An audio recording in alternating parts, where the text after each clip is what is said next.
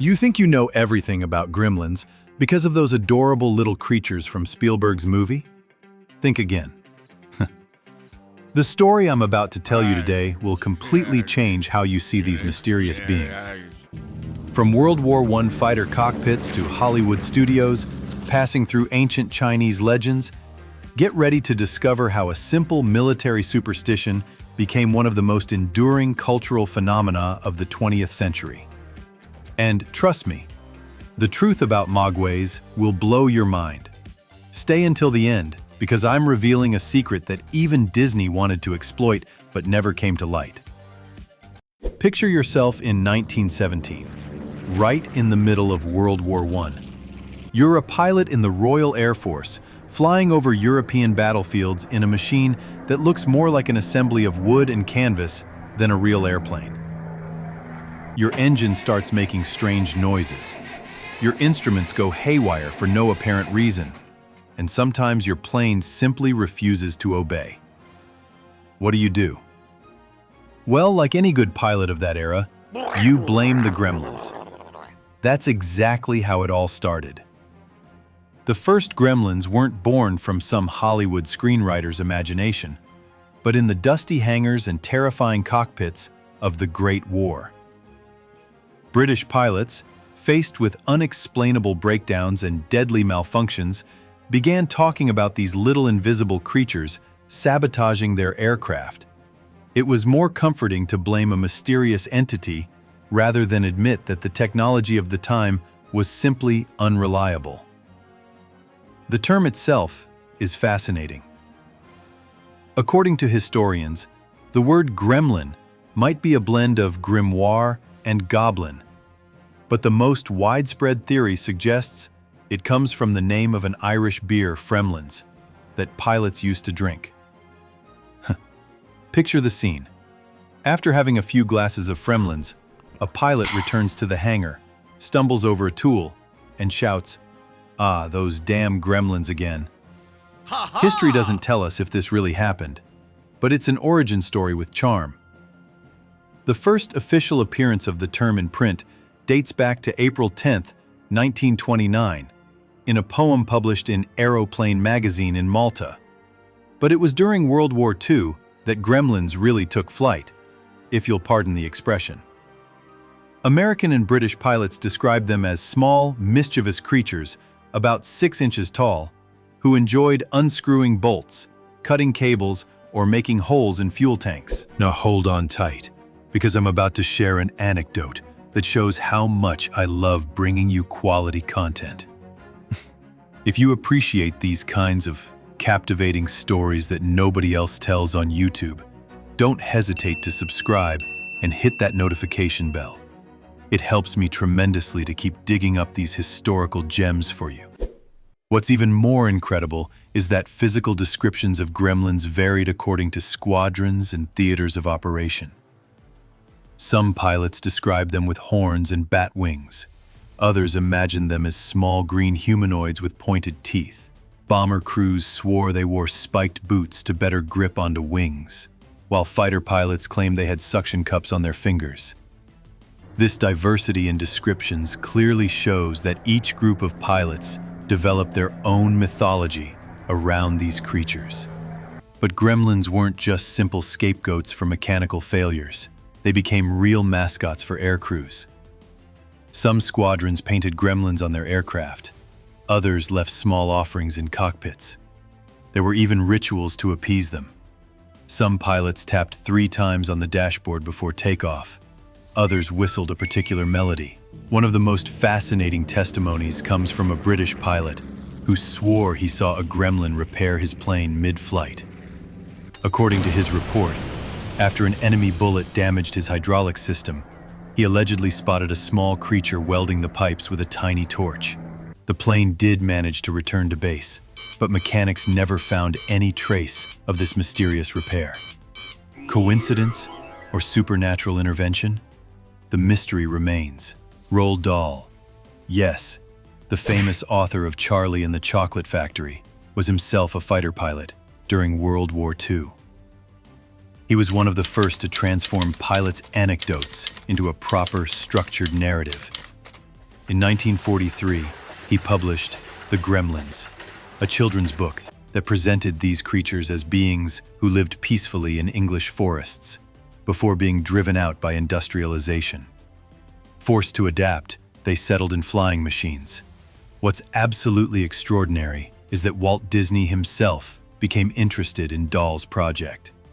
Disney had bought the rights to make an animated film during the war, but the project never materialized due to complex copyright issues with the Royal Air Force. Just imagine, we could have had a Disney version of Gremlins as early as the 1940s.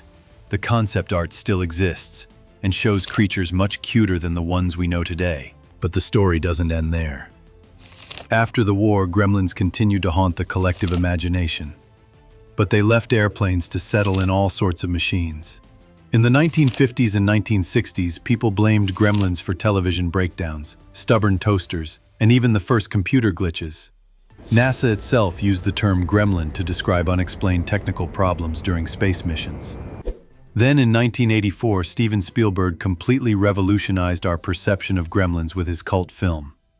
But what few people know is Spielberg and screenwriter Chris Columbus didn't start from nothing. They drew from a much older mythological tradition, that of Chinese Mogwais. Here, the story becomes truly fascinating.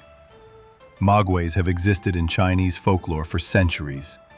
They're supernatural creatures, capable of bringing both luck and misfortune depending on circumstances. In traditional Chinese mythology, Mogwais are shape-shifting spirits, beings who can change form and embody nature's unpredictable side. They're neither completely good nor completely evil, but rather represent the delicate balance between order and chaos. Columbus made a brilliant connection between these two traditions. He took the mechanical gremlins of aviators and fused them with the mythological richness of Chinese Mogwais. The result? Those adorable little furballs that transform into monsters as soon as you don't respect the 3 rules. No bright light, no water, and above all, never feed them after midnight. What's brilliant about this approach is that it respects the essence of both traditions. Like the original Gremlins, the creatures in the film are responsible for the technological chaos that befalls the small town of Kingston Falls. Like traditional Mogwais, they embody that duality between apparent innocence and destructive potential. The character of Gizmo himself is a perfect example of this cultural fusion. His name comes from English slang for a gadget or mechanical device, directly linking him to aviators' gremlins. But his appearance and personality clearly draw from traditional Mogwai descriptions. A wise but mischievous creature, capable of great kindness as well as malice depending on how it's treated. Joe Dante, the film's director, had his own theory about Mogwai's origin. According to him, they would be the result of a mythological crossbreeding between a Chinese animal, probably a panda, and a legendary creature like a dragon. This theory, though unofficial, explains why Gizmo and his kind have that simultaneously adorable and mysterious aspect that makes them so endearing. The influence of gremlins on popular culture has never waned since then. In the 1990s, Rod Serling's Twilight Zone television series had already explored the concept with the legendary episode Nightmare at 20,000 Feet, where a passenger sees a gremlin destroying his plane's wing mid-flight. This episode, starring William Shatner, became a genre classic and helped definitively anchor gremlins in the American collective unconscious. More recently, in 2023, the animated series Gremlins: Secrets of the Mogwai explored the creature's origins by setting the action in 1920s China. This series has the merit of reconnecting with Chinese mythological roots while respecting the legacy of the films. It shows how young Sam Wing, who would later become the mysterious Chinatown shopkeeper from the first film, first encounters Gizmo. What's fascinating is seeing how the creators of this series integrated numerous elements of authentic Chinese mythology. We find Jiangxi, those hopping Chinese vampires, nature spirits, and a whole gallery of creatures from traditional folklore. It's a true cultural bridge that shows how much gremlins continue to evolve and adapt to contemporary sensibilities. The most remarkable aspect of this evolution is that gremlins have managed to transcend their military origins to become a universal metaphor for our complicated relationship with technology. In our hyper-connected world, we're all confronted daily with unexplained malfunctions. The computer that crashes at the worst moment, the smartphone that refuses to connect, the car making strange noises. And like those 1917 pilots, we tend to personify these problems, to give them a tangible form. Modern gremlins no longer live only in airplanes or televisions. They haunt our servers, our social networks, our connected objects.